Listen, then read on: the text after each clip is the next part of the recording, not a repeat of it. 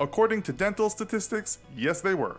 According to 2015 OECD data, in terms of decayed, missing, or filled teeth, the Brits, along with Germany, actually have the best teeth in the world. According to DMFT, Decayed, Missing, Filled Index, the worst oral hygiene in the world is in Ecuador, Cambodia, and worst of all, Grenada. The same data says the Brits have the fourth best teeth in the world, while the Americans come ninth. So, take that, Simpsons. Denmark came first on the list. The BBC writes that the myth of bad British teeth is mostly American-made.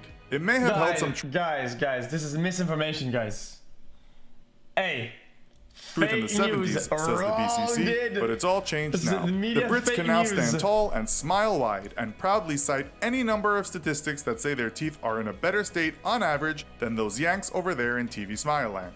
So when they are not drinking tea or brushing their teeth, those Brits are obviously talking about the weather, especially those in rainy Manchester. Do they really go on and on about the weather? According to most websites we can find, yes they do. The reason is the unpredictability of the British weather due to its maritime climate. The Brits can't be sure what's going to happen from one hour to the next, so they chat about what's happening and what might happen. In fact, it borders on insanity how much they talk about the weather. In 2015, the BBC cited research that said all over the UK, 94% of people will have talked about the weather in the last 6 hours. That's every day of the week, all year, almost the entire country is weather small talking. When website Expat Insider took a poll on worst weather in the world by country, the UK was 58th out of 64 countries. Belgium came last. The weather is so bad in the UK that if they have a few days of sunshine and heat, it's first greeted with cheers, and later there are droughts and pink-skinned northerners passing out muttering the words, "It's cracking the flags." Some Brits might understand what that means, and also know it's pronounced in the north, crackin' flags.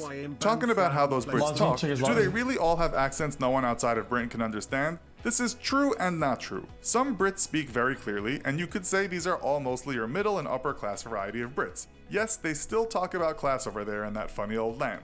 According to the Telegraph, Britain indeed is a country of very complex accents. They mention the accents of Cockney in London, Brummie in Birmingham, West Country in Somerset and beyond, South Wales, Scouse in Liverpool, Scottish and Geordie, Newcastle, among others. Imagine traveling through Yorkshire and someone tells you, "Put wood in tow, was that born in a barn?" That means, please close the door. You go up to Scotland and someone turns to you and says, "It's boiling out." He's trying to tell you today the weather is hot. All over the UK, you'll find accents that you can't believe are the English language. Not everyone speaks with a BBC accent or Queen's English. Why does the UK have so many regional accents compared to the rest of the world? It's complicated, but has a lot to do with social standing, communities that identify with accents, and of course, all the tribes that lived on the British Isles, including Celts, Angles, Saxon, Jutes, German, and Norse tribes. Medieval French became the language after Old English, and Latin was spoken as well. All those tribes and all those languages have led to this confusion of British accents. As for the Queen, do all Brits love her? Actually, that's hardly even close to the truth. She's probably more popular in the US than she is in the UK. In Scotland, the Queen is less liked than in England. While polls suggest that about 75% of Brits are in favor of keeping the monarchy, the days are long gone when the UK population why do they want to keep the monarchy? I don't get it. The Queen is more of a novelty these days, fodder. Chat, why would want to keep the Queen's system? Why? What does it do? I don't even know what it does. Guys, what is the job of the Queen? I thought it was only to wave the hand sideways, dude, and wear the crown and the staff.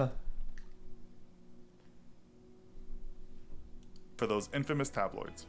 Are the Brits overly polite? Well, there is certainly a culture of yabism over there on the small island, but you will find that Brits agree that they know better than anyone how to form an orderly queue. In fact, most people there are so polite they apologize even when they are in the right. When The Independent cited a British Council report about what the rest of the world thinks about the Brits, the answer was boozy, ignorant, intolerant, but very polite. You'll find Brits do binge drink, but the country is only 25th on the world alcohol consumption list. Are they intolerant? Well, Brexit might answer that, but we won't go there today. Polite is probably true, as good manners are important in the UK, and that goes across all classes. We can trace some of this back to the Victorian era in Britain, when etiquette and manners were expected from everyone. Finally, is British food really that bad? This isn't easy to answer. You can find restaurants from two of the world's most famous chefs in the UK, those of Jamie Oliver and Gordon Ramsay. Amazing cuisine can be found in every city, but you'll also find many poorer people living on a diet of Tesco value foods, cheap sweet ciders that come in massive plastic bottles, and basically eating a lot of bad processed food that comes out of boxes and tins. Yes, Britain is home to the greasy cafe and fried egg sandwiches, but you'll also find some of the best Indian food in the world, as well as great French and Italian food. Traditional British food, such as roast beef and Yorkshire pudding, is not bad at all. Still, if we put British cuisine against other countries' cuisines, it might be said to be lacking. We checked the number of websites for best cuisines in the world, and British food wasn't on any of them. So, cheerio for now. Let us know in the comments if we've missed any common British stereotypes. Also, be sure to check out our other video called FBI versus CIA. Thanks for watching, and as... That was an okay video, dude. It was actually wasn't that bad.